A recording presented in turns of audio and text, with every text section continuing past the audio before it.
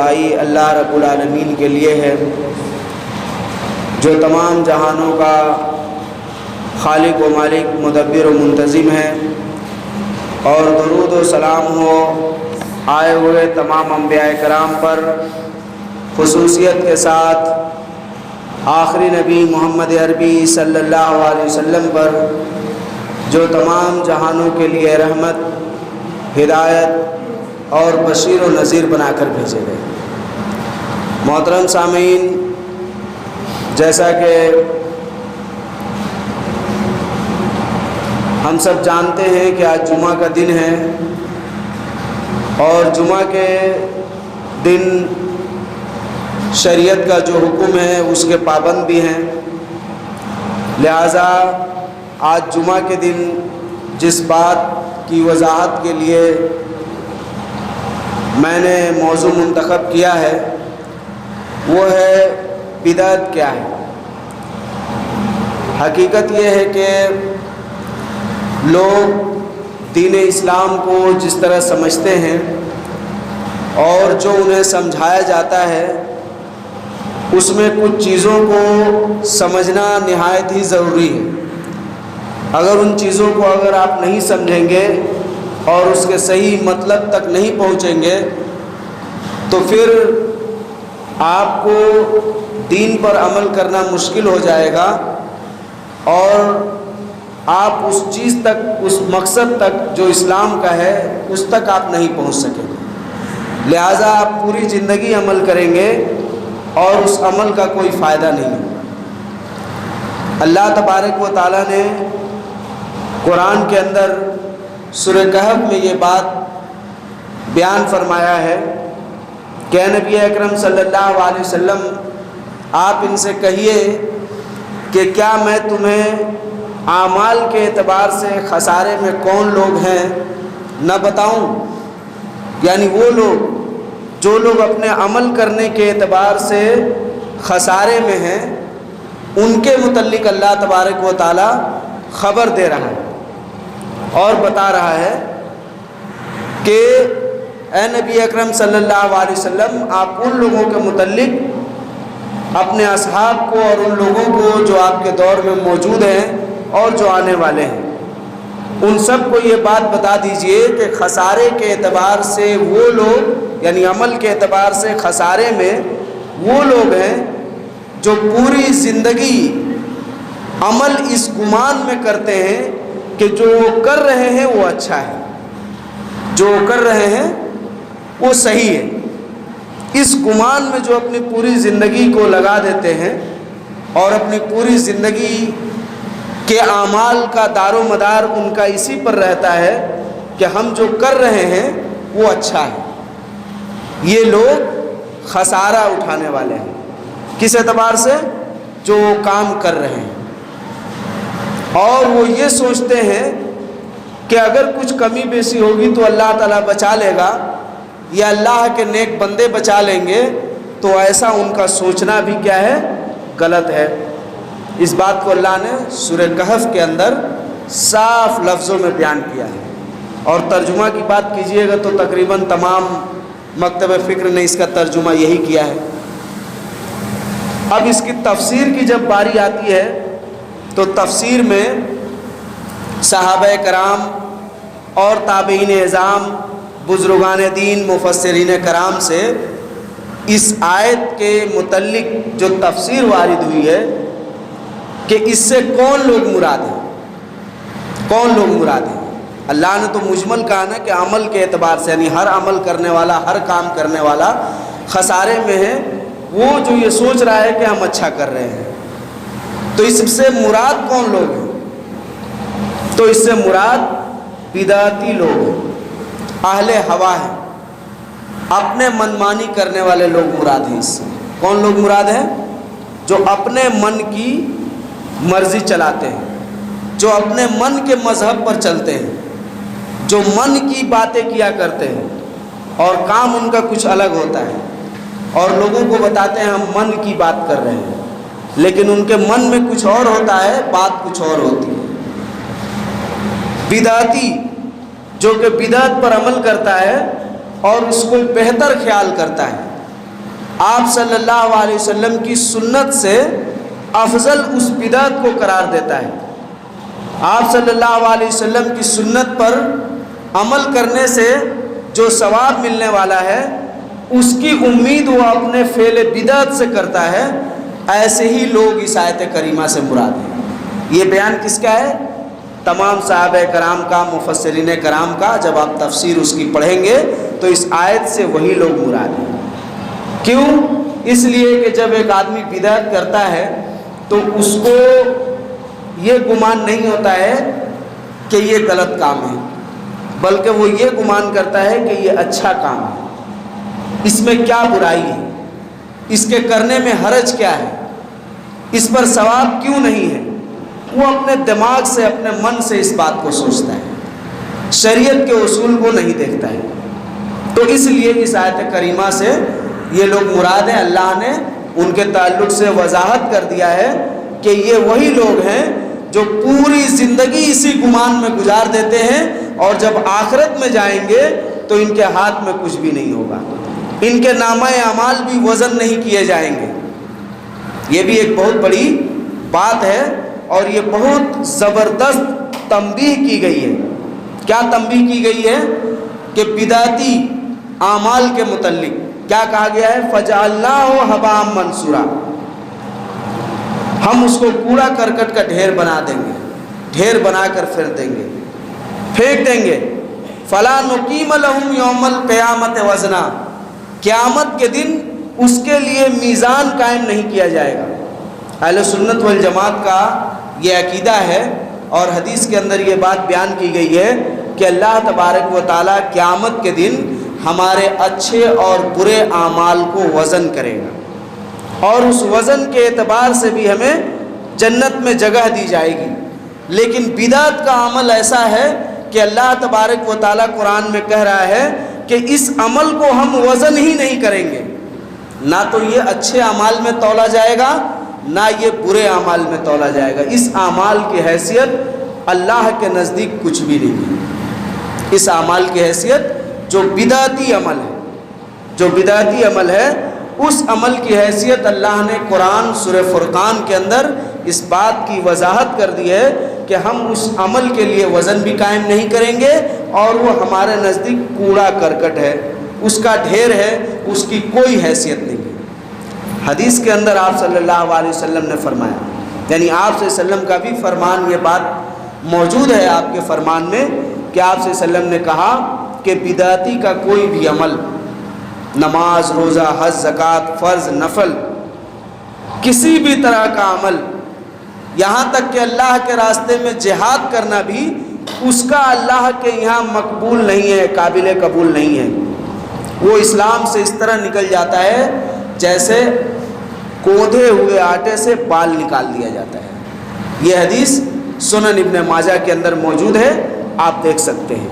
اس کے علاوہ بھی حدیث کے اندر بہت ساری باتیں بدعت اور بدعتی کے متعلق بیان کی گئی، جو یہ ہمیں غور و فکر کرنے پر مجبور کرتی ہے کہ ہم ایک مسلمان ہونے کے ناطے اس بات پر غور کریں کہ بدعت کہتے کس کو ہے، بدعتی عمل ہے کیا، اور اس کام کو کرنے والا جو بدعتی بنتا ہے اس کی کیا پہچان ہے۔ کیا اس بات کو شریعت نے چھوڑ دیا؟ جیسے کہ کہا جاتا ہے بہت ساری چیزوں کے متعلق جب اعتراض کیا جاتا ہے، کتاب اور سنت کے دلائل پیش کیے جاتے ہیں، تو اس کے جواب میں کہا جاتا ہے کہ یہ اس میں کیا برائی ہے، کیا برائی ہے۔ جیسے ہم معاشرے میں اپنا دیکھ رہے ہیں، مردوں کا تیجا 40واں کرنا، مردوں کا برسی منانا، اس کے علاوہ آپ دیکھ لیجئے محفل میلاد کا قیام کرنا، عرس کرنا، قوالی کرنا، اور فاتحہ پڑھنا، نظر و نیاز کرنا غیر اللہ کے نام کا۔ ابھی ایک مارکیٹ میں بہت زیادہ زور و شور سے چلا ہے عورتوں کا میلاد۔ ابھی ہمارے علاقے میں لوگ گھر گھر میں عورتوں کو بلا کر میلاد پڑھوا رہے ہیں، اور وہ جاہل عورتیں، ان کو اپنے آواز کا بھی پردہ نہیں ہے، اس طرح سے چلا چلا کر نعت پڑھ رہی ہیں۔ نعت، ایک تو میلاد ہے اور دوسرا نعت، اتنی تیز کہ باہر تک آواز سنائی دے رہی ہے۔ تو یہ کون سا طریقہ ہے؟ یہ کیا ہے؟ تو اس طرح کے دیگر اور بھی بہت سارے اعمال ہیں، قبروں پر جانا، ان کا طواف کرنا، ان پر چادر چڑھانا، ان کو بوسہ دینا، ان سے استغاثہ کرنا، ان سے مدد طلب کرنا، ان کو اللہ کا اولیاء سمجھتے ہوئے اپنی حاجت کو ان کے سامنے بیان کرنا، اس طرح کے دیگر بہت سارے اعمال ہیں جو ہمارے معاشرے میں غالب ہیں، اور اس کے مقابلے میں اسلامی تعلیم نہ کے برابر ہے۔ اس کے مقابلے میں اسلامی تعلیم، جو ایک مسلمان کا عقیدہ ہونا چاہیے، جو ایک مسلمان کا عمل ہونا چاہیے، جو ایک مسلمان سے مطالبہ کیا ہے شریعت نے، اس کے متعلق ہم کو جانکاری نہیں ہے۔ تو آپ کو اب اس میں سمجھنا ہے کہ بدعت کیا ہے۔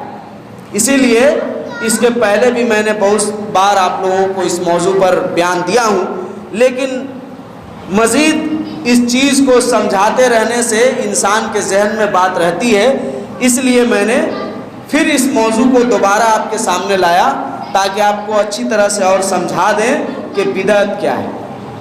تو آپ نے دیکھا کہ قرآن کی آیت، نبی کا فرمان اس بات پر دلالت کر رہا ہے کہ بدعت کا عمل اور بدعتی اللہ کے یہاں کسی بھی طرح قابل قبول نہیں۔ سنن بہقی کی ایک روایت میں ہے، اس کو بھی سن لیجئے۔ اللہ کے رسول صلی اللہ علیہ وسلم فرماتے ہیں کہ اللہ کے یہاں جب نامہ اعمال کے رجسٹر پیش کیے جائیں گے تو وہ رجسٹر جو اچھے عملوں کا ہوگا، اللہ تبارک و تعالیٰ اس کو 2 حصے میں تقسیم کرے گا۔ کیا کرے گا؟ وہ عمل کا رجسٹر، گناہ کا نہیں، اچھے کاموں کا جو عمل کا رجسٹر ہوگا، اس کو اللہ تبارک و تعالیٰ 2 حصے میں تقسیم کرے گا۔ پہلے حصے کے متعلق کہے گا فرشتوں سے کہ اس رجسٹر والوں کو جنت میں داخل کر دو، اور دوسرے رجسٹر کے متعلق کہے گا کہ اس رجسٹر کو جہنم میں پھینک دو۔ فرشتے اللہ سے سوال کریں گے، کہیں گے اللہ ان دونوں میں تو سوائے خیر کے اور کچھ بھی نہیں ہے، سوائے خیر کے اور کچھ بھی نہیں ہے جو تو نے تقسیم کیا ہے، ان دونوں رجسٹر میں سوائے خیر اور بھلائی کے کچھ بھی نہیں ہے۔ یہ حدیث سنن بہقی کے اندر آئی ہے اور صحیح ہے۔ اللہ تبارک و تعالیٰ کہے گا کہ بالکل، لیکن ایک وہ رجسٹر جو میرے مطابق ہے، جس کا میں نے حکم دیا ہے، اس کا اعمال ہے، اور ایک وہ رجسٹر ہے جو اپنے طرف سے کیا گیا ہے، میں نے جس کو عام معاشرے میں موٹا لفظوں میں وہابیوں پر اعتراض کرتے ہوئے کہا جاتا ہے اس میں کیا برائی ہے، تو اس رجسٹر پر یہی ہوگا، اس میں کیا برائی ہے، اس میں کیا برائی ہے، تو اللہ کہے گا اس کو جہنم میں ڈال دو، اس لیے کہ اس میں یہی برائی ہے کہ یہ حکم ہمارے اور ہمارے نبی کی جانب سے جاری نہیں ہوا تھا۔ بالکل صحیح ہے، لیکن اس کا حکم ہم نے نہیں دیا تھا۔ اسی بات کو اللہ تبارک و تعالیٰ نے قرآن میں بدعت سے تعبیر کیا ہے، اور بدعت سے تعبیر کرتے ہوئے سورہ حدید کی 27 نمبر آیت میں کہا ہے کہ ہم نے ان کو، یعنی ان کے درمیان رسولوں کو بھیجا، اور ان کے پیچھے پیچھے عیسیٰ ابن مریم بھی آئے، وہ بھی ایک رسول بنا کر بھیجے گئے، ان کو ہم نے انجیل نامی کتاب عطا کی، اور جن لوگوں نے ان کی اتباع کی ان کے دلوں میں ہم نے رحمت ڈال دیا۔ آپس میں جن لوگوں نے بھی ان کی اتباع کی، عیسیٰ علیہ السلام کی، ان کے درمیان ہم نے ایک محبت پیدا کر دی۔ اس کے بعد اللہ تبارک و تعالیٰ کہہ رہا ہے لیکن اس کام کے باوجود ان لوگوں نے کیا کیا؟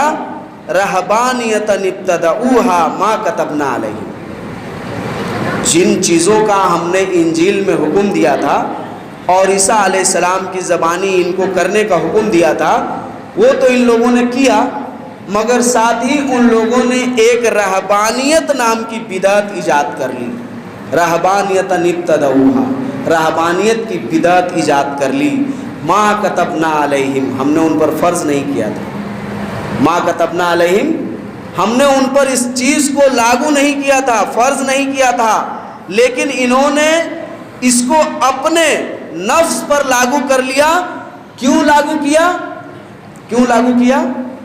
الا ابتغاء رضوان اللہ، اللہ کی رضا کو مزید اچھا کرنے کے لیے، اللہ کو خوش کرنے کے لیے ان لوگوں نے اپنے نفس پر اپنی طرف سے رہبانیت کی بدعت ایجاد کر لی، جس کو ہم نے ان پر نافذ نہیں کیا تھا۔ اب جو یہ کام ان لوگوں نے کیا، پس یہ لوگ اللہ کے راستے سے بھٹک گئے اور اللہ نے انہیں اپنے نافرمان بندوں میں شامل کر دیا۔ کیوں کر دیا بھائی؟ یہ لوگ تو اللہ کی رضا کے لیے اس چیز کو ایجاد کیا نا کہ اللہ مزید خوش ہوگا، یہ اچھا کام ہے، اس میں کیا برائی ہے، اس کے کر لینے میں کیا قباحت ہے، ہر چیز کی کتاب اور سنت سے دلیل نہیں مانگنی چاہیے، جو اچھا لگے وہ کرو۔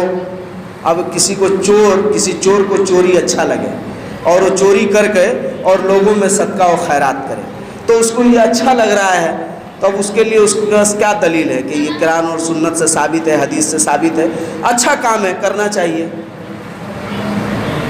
ہے کہ نہیں؟ تو یہ آپ جو کہتے ہیں، جیسے کہ یہاں بھی ایک بہت بڑے اپنے آپ کو عالم سمجھتا ہے، مفتی سمجھتا ہے، بہت کچھ سمجھتا ہے، تو اپنے پیٹ پر لکھ کر نکالا۔ کیا نکالا؟ نفل کام کے لیے دلیل کی ضرورت نہیں ہے۔ دلیل کیا دیا؟ نفل کام کے لیے دلیل کی ضرورت نہیں، یعنی میلاد منانا کیا ہے؟ نفل کام ہے اس کے نزدیک، اور اس کی دلیل کی ضرورت نہیں ہے۔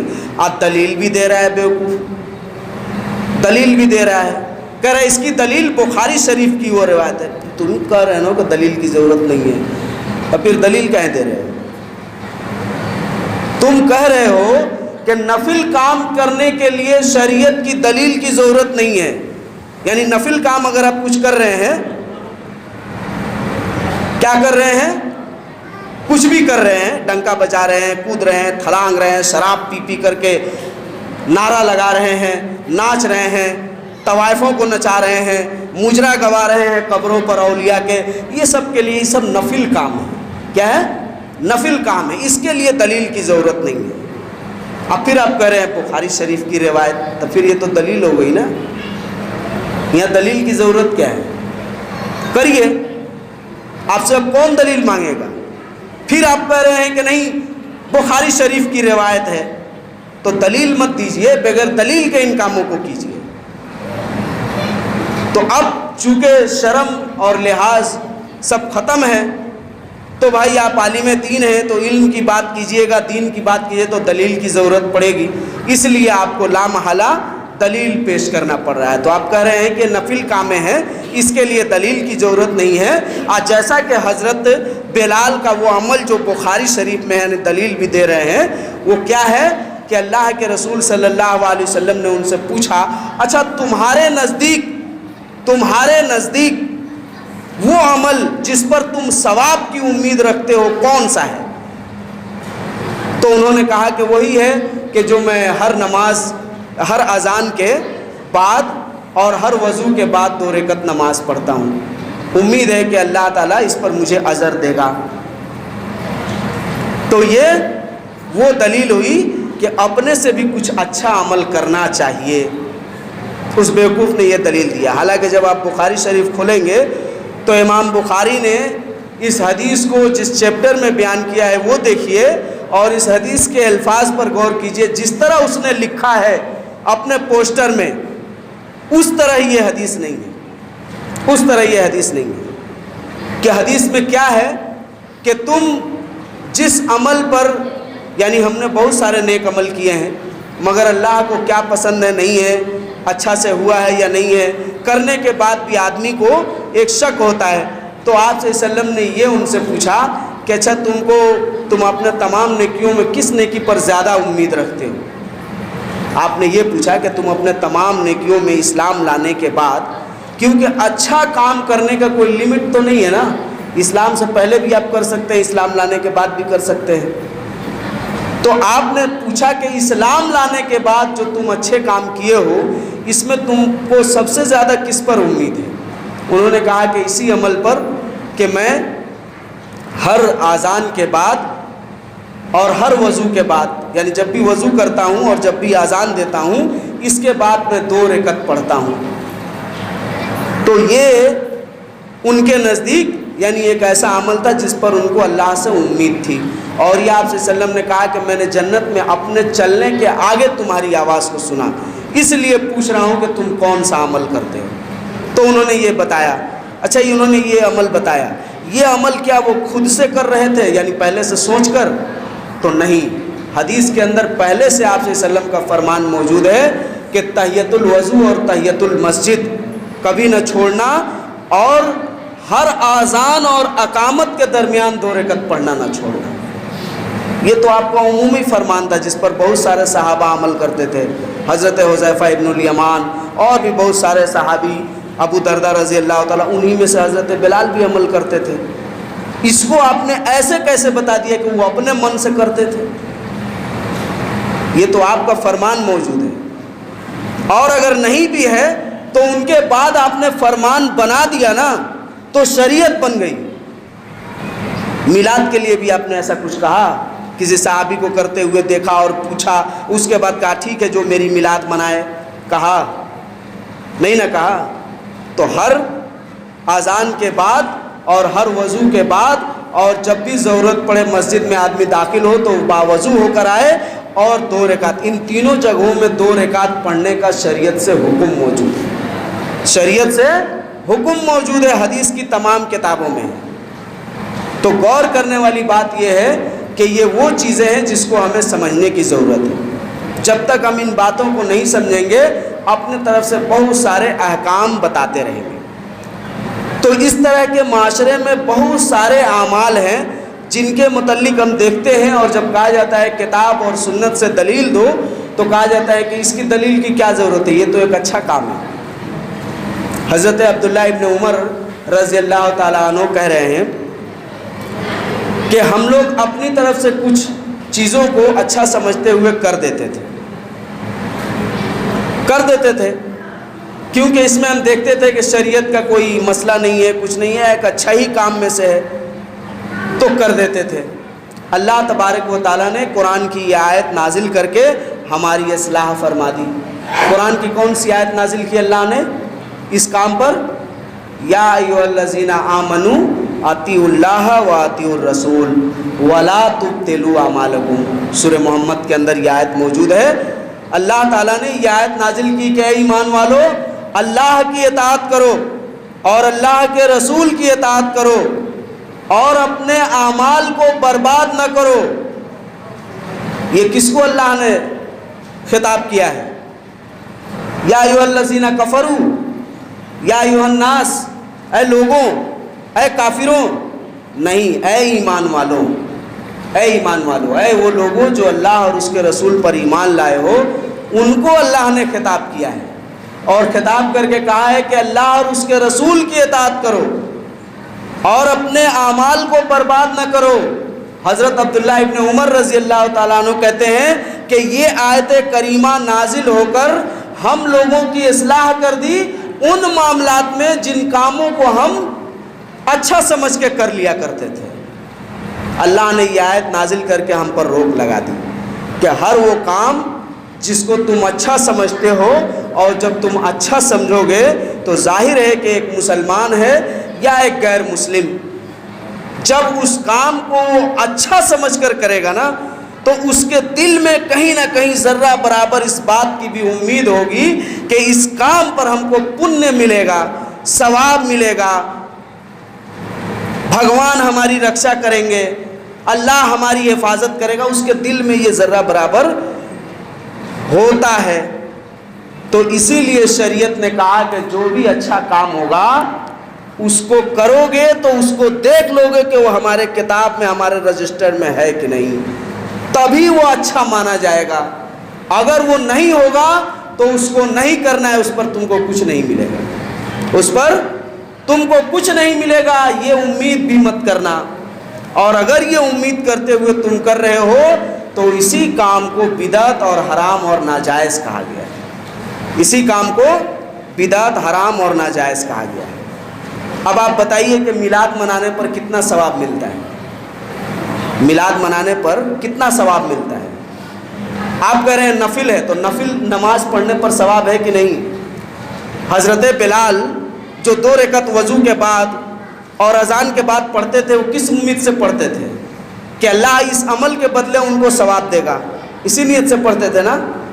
تو آپ جو میلادواں منا رہے ہیں، کھچڑیاں کھا رہے ہیں، جلوسواں نکال رہے ہیں، جھنڈیاں لگا رہے ہیں، اس پر کتنا ثواب آپ کو ملے گا؟ سوال یہ ہے، یہ آپ کیوں کر رہے ہیں؟ کس امید سے کر رہے ہیں؟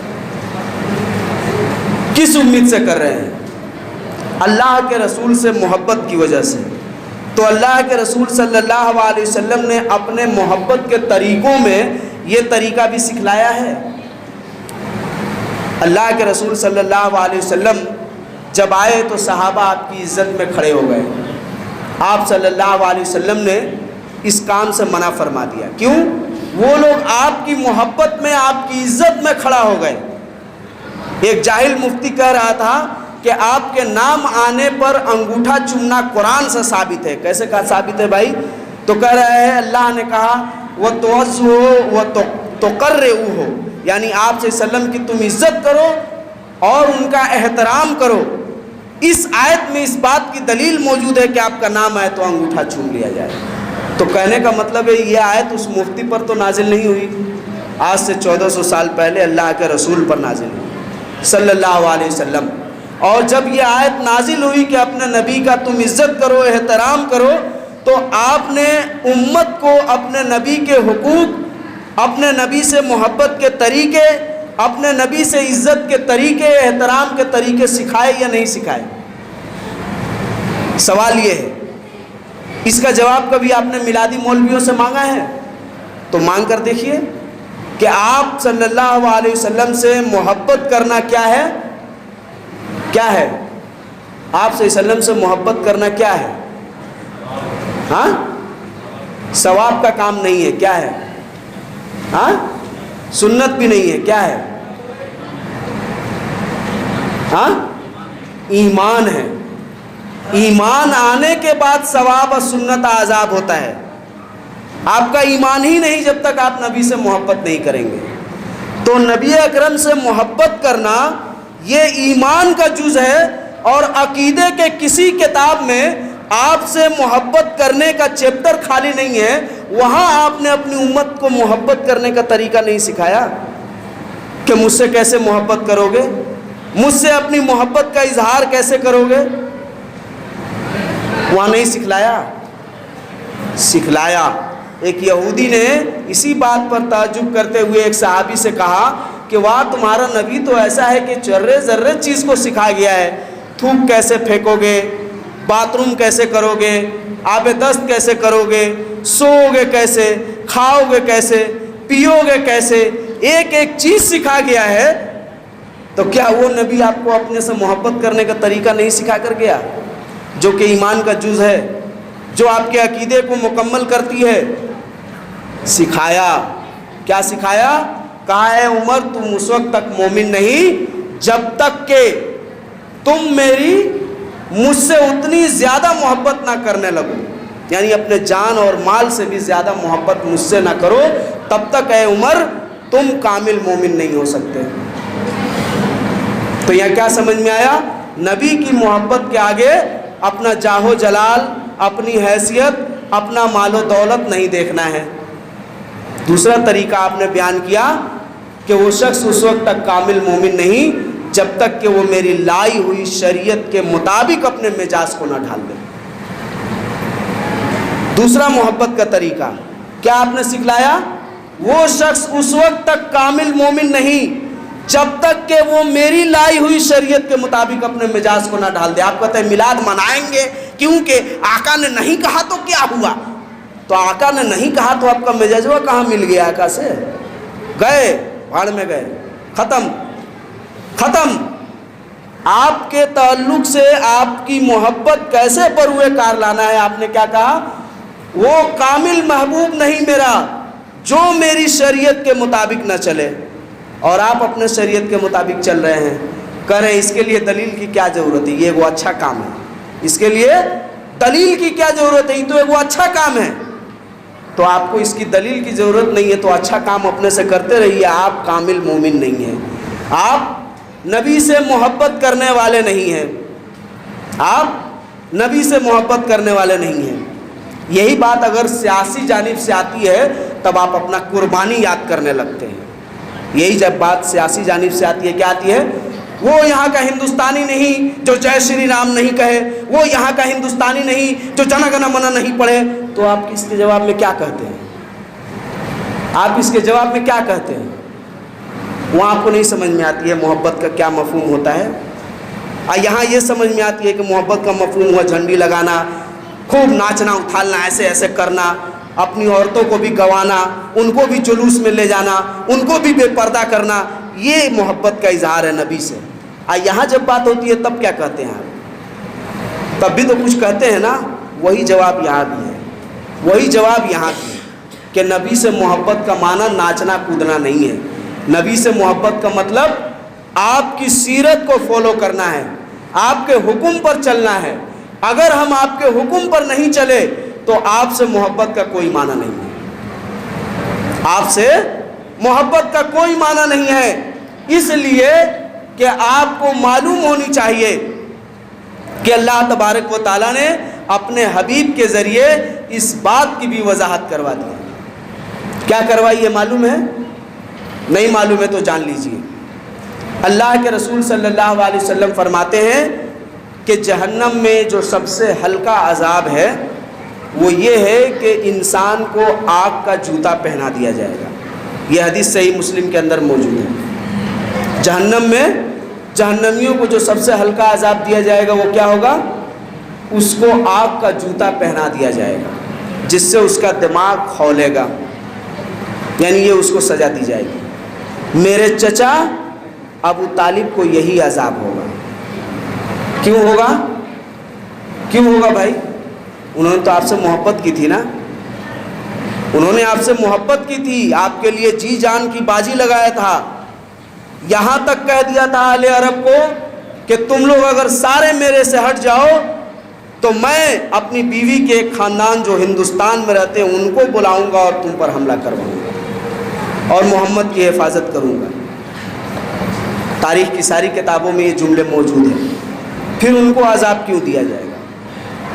تو یہاں اللہ نے یہ بھی بتا دیا کہ محبت اس طرح کرو گے جس طرح سے ہم نے حکم دیا. تو پھر بات الگ ہے. اپنے طرف سے محبت کرو گے تو پھر تم کو جوتا کا چپل پہننا، یعنی آگ کا چپل اور جوتا پہننا پڑے گا. آگ کا جوتا اور چپل پہننا پڑے گا. اس لیے کہ ابو طالب نے آپ سے محبت کی مگر آپ کے شریعت کو فالو نہیں کیا، آخر دم تک نہیں کیا. مرتے وقت بھی آپ نے کہا کہ چچا لا الہ الا اللہ پڑھ لیجئے، اللہ کے یہاں ہم آپ کی کیا کریں گے؟ سفارش کریں گے. ابو طالب کا جواب تھا کہ اگر یہ میں کہہ لوں تو لوگ کہیں گے کہ مرتے مرتے اپنے باپ دادا کے دین سے ہٹ کر چلا گیا، اس لیے مجھے جہنم کا آگ برداشت ہے لیکن یہاں کی بے عزتی برداشت نہیں کیے ہوتے. یعنی آپ صلی اللہ علیہ وسلم کا فرمان یہ نہیں ہوتا کہ کیسے مجھ سے محبت کرو تو پھر یہ بات ختم ہو جاتی. لیکن آپ نے بیان کر دیا، آپ نے بتا دیا. دوسرا محبوب آپ کا جو جہنم میں جلتا ہے وہ ابو لہب ہے، جس کو میلادی پیش کرتے ہیں اپنے دلیل میں. کہتے ہیں کہ جب نبی اکرم صلی اللہ علیہ وسلم کی پیدائش ہوئی تو ابو لہب کو خبر ملی تو وہ خوشی سے جھوم اٹھا اور کہا یہ میری لونڈی، اس کو میں نے آزاد کیا، یہ میری لونڈی، اس کو میں نے آزاد کیا، لہٰذا ہر سوموار کو اس کو جہنم میں ہوتے ہوئے جنت سے تھوڑی پانی پلا دی جاتی ہے. اس طرح بیان کیا جاتا ہے. حالانکہ روایت میں ایسی بات نہیں ہے، آپ جب روایت بخاری پڑھیں گے تو آپ کو مل جائے گی. تو یہاں بھی دوسرا پہلو آپ دیکھیے کہ وہ اتنا کرنے کے بعد بھی کہاں ہے؟ کہاں ہے؟ جہنم میں. اتنا کرنے کے بعد بھی جہنم میں ہے.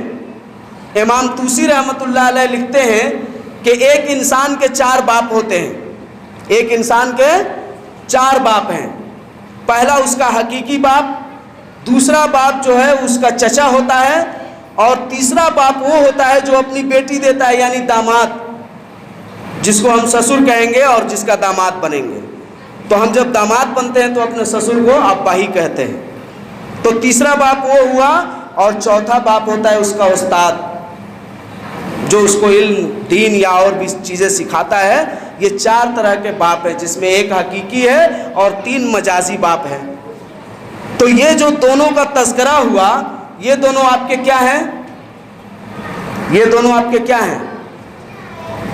باپ ہے نا، چچا ہے تو باپ کے درجے میں ہے۔ یہ دونوں جہنم میں۔ اور اس کے بعد آئیے اب دیکھیے، اللہ کے رسول صلی اللہ علیہ وسلم کا فرمان ہے۔ کیا فرمان ہے؟ ابو بکر فی الجنہ، عمر فی الجنہ، عثمان فی الجنہ، علی فی الجنہ۔ اور بھی لے لیجئے عشرہ مبشرہ، مگر میں 4 ہی کی مثال دے رہا ہوں۔ یہ 4 جو خلفائے راشدین ہیں، ان کو آپ نے کیا کہا کہ یہ جنت میں، یہ جنت میں، یہ جنت میں، چاروں جنت میں۔ ان لوگوں نے کبھی آپ کی میلاد منائی تھی؟ تو جو دونوں نے آپ کی میلاد منائی، آپ سے محبت کی اپنے طریقے سے، وہ آج بھی جہنم میں۔ اس کا موجود ثبوت ہے قرآن اور حدیث میں۔ آج جنہوں نے اپنے آپ کو آپ کے حوالے کر دیا کہ محمد سے وفا تو نے، تو ہم تیرے ہیں، یہ جہاں چیز کیا، لوح و قلم تیرے ہیں، تو ان کی مثال یہ بن گئی۔ انہوں نے آپ سے اس طرح محبت کی جس طرح محبت کرنے کا حق تھا۔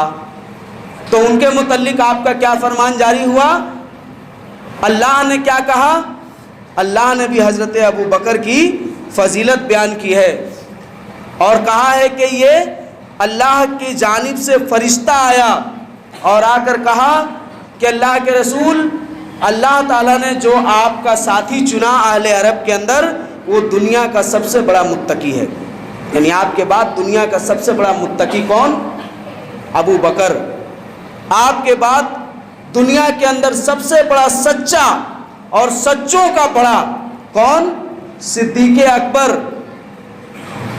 یہ خطاب، یہ لقب ان دونوں کو بھی ملا، یہ خطاب، یہ لقب ان دونوں کو بھی ملا جن کو آپ دلیل میلاد میں پیش کرتے ہیں۔ تو غور کرنے والی یہ بات ہے کہ اللہ کے رسول صلی اللہ علیہ وسلم کی اتباع ایک مسلمان کو ہر صورت میں ضروری ہے۔ اگر وہ آپ کا متبع نہیں ہے تو وہ آپ سے جتنا محبت کر لے، آپ کے محبت کے جتنے ترانے پڑھ لے، جتنے گن گا لے، منشی پریم چندر ہی کیوں نہ بن جائے، اس کو نجات نہیں، اس کو نجات نہیں ہے جب تک کہ وہ آپ کا اتباع نہ کرے۔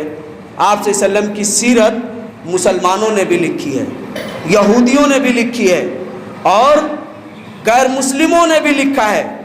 آپ کو معلوم ہے آپ صلی اللہ علیہ وسلم کی سیرت پر، آپ کی سیرت پر کتاب لکھنے کا بھی ثواب ہے، کیونکہ آپ کی سیرت پر ہم کتاب لکھ رہے ہیں۔ تو آپ صلی اللہ علیہ وسلم کی سیرت پر سب سے پہلے کس قوم نے، کس مذہب کے آدمی نے قلم اٹھایا معلوم ہے؟ آپ کی پہلی سیرت کی کتاب جو دنیا کے اندر لکھی گئی، مارکیٹ میں آئی، آپ کی سیرت کے نام سے، اس کتاب کا لکھنے والا کس مذہب کا تھا معلوم ہے؟ نہیں معلوم ہے، یہودی تھا۔ تو کیا وہ جنت میں جائے گا؟ کیا اس کو اس پر ثواب ملے گا؟ کچھ نہیں ملنے والا ہے، اس لیے کہ وہ یہودی ہے، مسلمان نہیں ہے، گرچہ آپ کی سیرت لکھا ہے۔ تو اس کا کیا مطلب آپ لوگوں کو سمجھ میں آیا ابھی تک کہ جو بھی کر لیا جائے دلیل کی ضرورت نہیں ہے؟ پھر دلیل کیوں آیا؟ ساتوں آسمان سے اوپر سے یہ قرآن کیوں نازل کیا گیا؟ اللہ تعالیٰ آپ کو جو اچھا لگتا کرتے، اللہ کو یہی مطلب تھا نا کہ میرے بندے اچھا کام کریں، تو آپ کو جو اچھا سمجھ میں آتا کرتے۔ ضرورت کیا تھی شریعت کی، نبی کی، انبیاء اور رسول بھیجنے کی، کتابیں نازل کرنے کی؟ تو یہ ہے وہ بدعت کا شوشہ جو آپ کے ذہنوں میں بیٹھایا جاتا ہے کہ بدعت اچھا کام ہے، اس کے کرنے کی کوئی دلیل نہیں، اس طرح کہہ کے اور چاروں اور لاکھوں آسمانی صحائف پر، کتاب پر لات مار دی جاتی ہے، اور اسی طرح سے انبیاء اور رسول کے مقصد کو بے مقصد بنا دیا جاتا ہے۔ نہیں بھائی، اس کا مقصد ہے، اور ہر اچھے کام کے لیے اگر آپ مسلمان ہیں تو اس ہر اچھے کام کے لیے دلیل کی ضرورت ہے، کتاب و سنت سے۔ کوئی بھی عمل بے دلیل نہیں ہے۔ آپ جو کہتے ہیں نا کہ حضرت عمر نے تراویح شروع کر دی، تو انشاءاللہ اس پر بھی بات آئے گی۔ آپ کہتے ہیں جمعہ کے دن عثمان نے 2 اذان جاری کر دیا، اس پر بھی بات آئے گی۔ مختصر یہ بتا دیں کہ اللہ کے رسول نے کہا کہ تم سنت پر چلنا، اپنے نبی کی سنت پر، وہ سنت و خلفائے راشدین، اور خلفائے راشدین کی سنت پر چلنا۔ اس لیے چاروں صحابہ میں سے جو 4 خلیفہ ہیں، عمر اور عثمان، یہ خلفائے راشدین میں سے ہیں، اور آپ نے کہا ان کی سنت پر چلنا۔ لہٰذا امت کے کسی بھی عالم نے، نہ تو پہلے زمانے کے نہ اس موجودہ زمانے کے جو واقعی عالم ہے، جو پوری جلیبی بتاسا کے پیچھے نہیں رہتا، واقعی عالم ہے، ان میں سے کسی نے نہیں لکھا کہ یہ فعل یعنی تراویح بدعت عمر ہے، اور جمعہ کے دن 2 اذان یہ بدعت عثمان ہے، یہ کسی نے نہیں لکھا ہے۔ یہ بریلویہ خود اپنے کسی معتبر عالم سے پیش کر دے کہ انہوں نے لکھا ہو، نہیں لکھا ہے۔ یہ سنت خلفائے راشدین ہے، یہ سنت ہے، اس کا ثبوت حدیث میں موجود ہے۔ آپ بدعت اس کو کہیں، لیکن انہوں نے میلاد بھی جاری کیا ہو، اس کا بھی کوئی ثبوت ہے؟ نہیں ہے۔ بات ختم ہو گئی، لیکن انشاءاللہ بدعت کی مزید وضاحت ہم انشاءاللہ آئندہ جمعہ